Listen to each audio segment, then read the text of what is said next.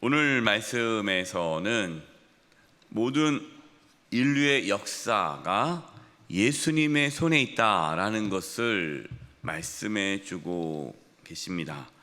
우리 1절 말씀을 보겠습니다. 내가 보매 보좌에 앉으신 이의 오른손에 두루마리가 있으니 안팎으로 썩고 7인으로 봉하였더라. 보좌에 앉으신 이는 누구실까요? 하나님이시죠. 자, 그렇다면 하나님의 오른손에 두루마리가 있다 그랬어요. 이 두루마리는 7인으로 봉해졌습니다. 이 두루마리는 무엇일까요? 하나님의 말씀입니다.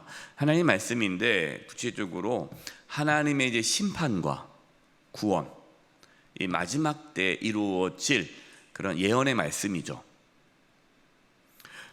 아직 하나님의 심판과 구원은 이루어지지 않은 거죠. 여기서 구원은 이제 마지막 심판 때에 일어날 최종 하나님의 구원을 말씀하는 겁니다.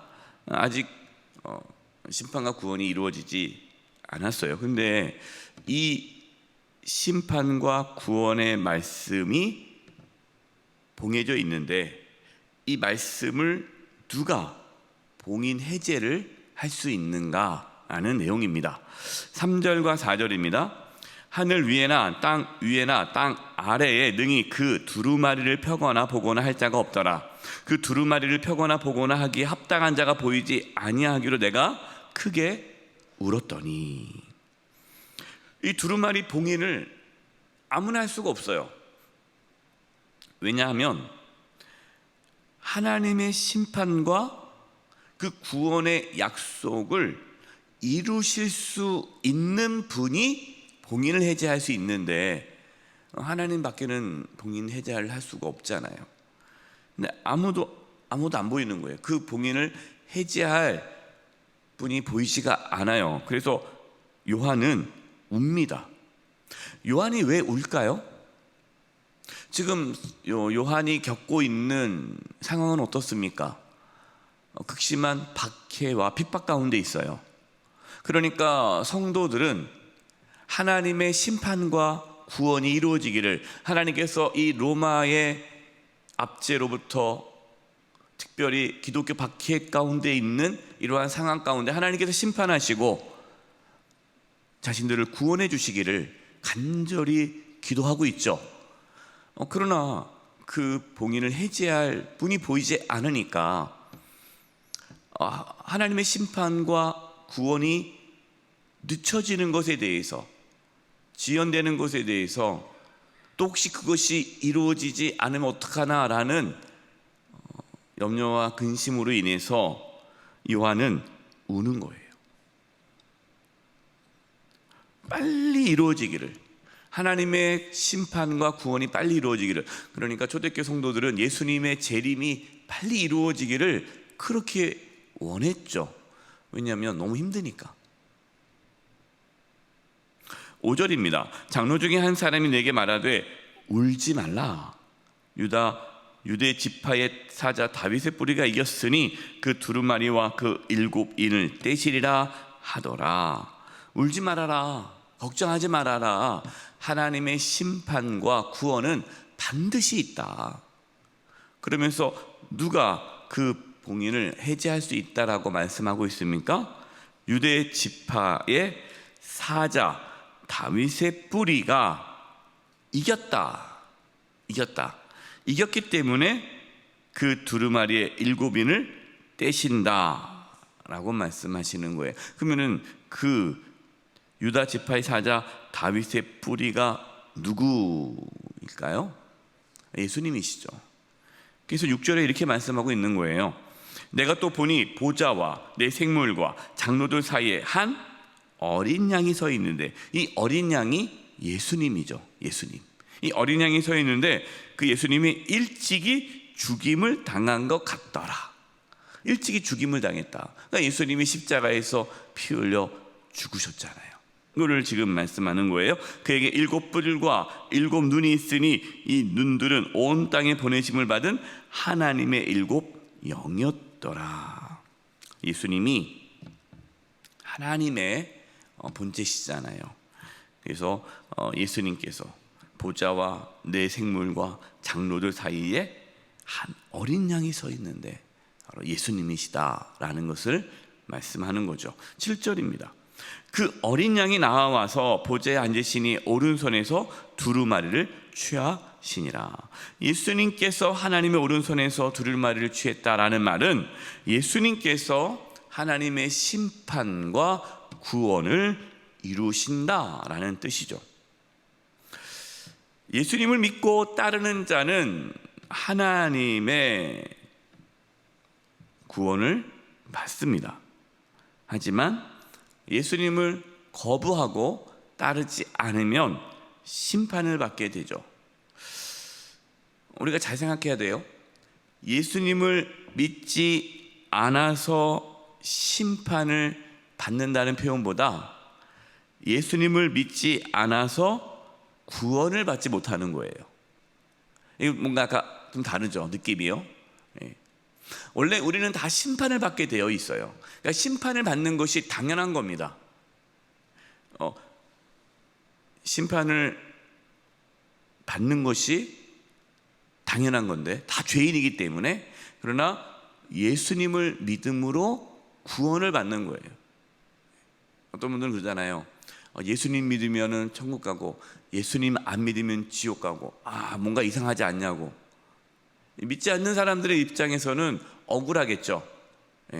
그러나 우리는 바르게 이해합니다. 모든 사람이 죄인이고 모든 사람이 심판을 받아야 되는데 예수님께서 우리의 죄를 십자가에서 다 치르셨기 때문에 예수님 믿는 자는 그 심판에서 구원을 받는 거예요.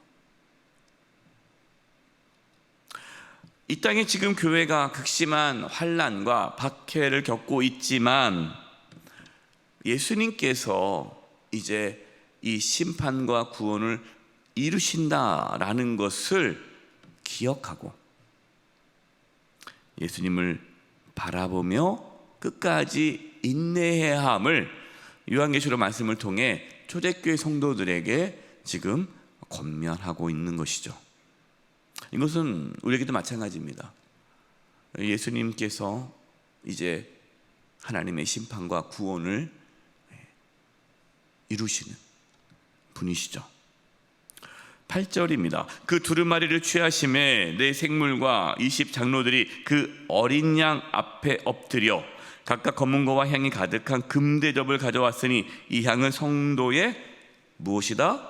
기도드리다.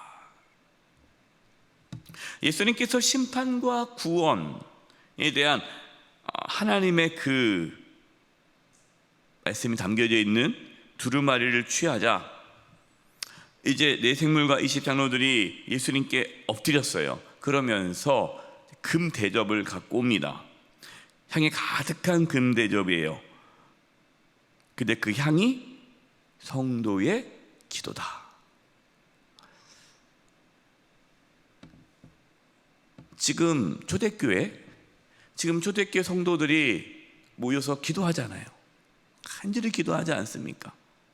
그 기도가 그저 공중에 흩어지는 것이 아니라 그 기도가 다 주님께 상달된다, 들으신다라는 거죠. 우리 기도도 마찬가지입니다. 우리가 이 새벽에 주님께 나와서 기도를 하지 않습니까? 우리의 기도를 주님은 들으세요. 우리는 그것을 믿고 기도해야 합니다. 기도는 단지 그냥 내가 힘드니까 그냥 막 얘기하는 게 아니에요. 기도는 하나님이 들으세요. 당장의 변화가 없어 보이죠. 기도해도 소용이 없는 것처럼 느껴질 때가 있습니다. 그러나 기도는 주님이 들으세요. 그렇기 때문에 절대 기도를 멈추지 마시기 바랍니다. 기도하십시오. 주님은 들으십니다. 그리고 하나님의 때에 또 하나님의 방식으로 이루어 가십니다. 기도하지 않으면요 아무것도 일어나지 않아요. 기도가 중요해요. 9절입니다. 그들이 새 노래를 불러 이르되 두루마리를 가지시고 그 임봉을 떼기에 합당하시도다. 일찍이 죽임을 당하사 각 족속과 방언과 백성과 나라 가운데서 사람들을 뭐로 사서요? 피로 사서, 예수님의 피로 사서 하나님께 드리시고, 예수님께서 하나님의 심판과 구원을 이루시는 그 말씀을, 예수님께서 그 봉인을 해제할 수 있는 이유가 무엇이냐? 예수님께서 십자가에서 우리 대신 죽으셨기 때문이다 라고 말씀하고 있는 거예요. 예수님의 피로 우리를 사서 하나님께 드리셨다. 그래서 예수님만이 우리의 유일한 구원자가 될 수 있는 거죠. 예수님만이 유일한 구원자이시기 때문에 그 하나님의 심판과 구원을 행하시는 분이 예수님이시다 하는 거죠. 혹시 성도님들 마음 가운데 내가 하나님의 구원을 받을 수 있을까? 이렇게 혹시 염려와 근심이 있습니까? 예수님을 바라보시기 바랍니다. 예수님께서 우리의 모든 죄를 다 짊어지시고 십자가 피 흘려 죽으셨어요. 그 피로 우리를 사서 하나님께 드리셨어요. 그래서 우리는 예수님으로 인하여서 구원을 받게 된 것입니다. 내가 구원받았을까? 고민한다는 것은 예수님을 안 바라보는 거예요. 자기를 바라보는 거죠. 자신을 바라보지 마십시오. 예수님을 바라보십시오. 예수님. 12절 13절입니다. 큰 음성이 이르되 죽임을 당하신 어린 양은, 계속 나오죠. 죽임을 당한 이 부분이 계속 나옵니다. 어린 양은 능력과 부하, 지혜와 힘과 존귀와 영광과 찬송을 받으시기에 합당하도다 하더라. 우리가 하나님께 예배드리는 이유, 죽임당하신 어린 양 예수님께서 찬송받기에 합당하시니까. 예수님이 죽으시고 부활하시고 승천하신 후에 모든 무릎이 예수님 앞에 무릎을 꿇습니다. 그래서 우리도 주님을 찬양하고 주님을 높이는 거죠. 13절 또 내가 들으니 하늘 위에와 땅 위에와 땅 아래와 바다 위에와 또 가운데 모든 피조물이 이르되 보좌에 앉으신 이와 어린 양에게 찬송과 존귀와 영광과 권능을 세세토록 돌릴지어다 하니. 이것이 요한이 하늘 보좌에서 본 보좌의 그런 모습이에요. 지금 하늘 위의 모습과 또 초대교회 그 땅 아래의 모습이 너무 다르죠. 위에는 이미 승리했고 하나님만을 찬양하고 영광 돌리는 모습이고, 밑에서는 그지만 박해로 인해서 성도들이 고통 가운데 있는 상황이고, 어떻게 보면은 초대교회의 현실은 지옥과 같고 천상은 천국의 모습과 같아요. 하나님께서는 요한을 통해 성도들에게 계시하는 거죠. 조금만 참아라. 조금만 견뎌라. 지금 눈에 보이는 것이 다가 아니다. 너희들에게 영원한 세상이 있다. 승리가 있다. 끝까지 믿음을 지켜 구원에 이르도록 지금 권면하고 있는 거예요. 우리도 마찬가지입니다. 여러분, 우리가 이 땅에 살다 보면요, 하늘이 잘 안 보여요. 눈에 보이는 건 이 땅이니까. 자녀의 문제, 건강의 문제, 뭐 여러 가지 인생의 문제가 눈에 보이다 보니까 천국이 안 보이죠. 요한계시록 말씀을 묵상하는 가운데 다시 우리의 눈이 열려서 하늘을 바라볼 수 있기를 바라고, 땅의 것에만 집중하지 마시고 위를 바라보는 저와 여러분 되시기를 바랍니다. 잘하고 계십니다. 조금만 더 견디시고 조금만 더 믿음으로 이겨내시기 바랍니다. 주님 곧 오십니다. 그리고 우리도 곧 주님 앞에 서게 됩니다.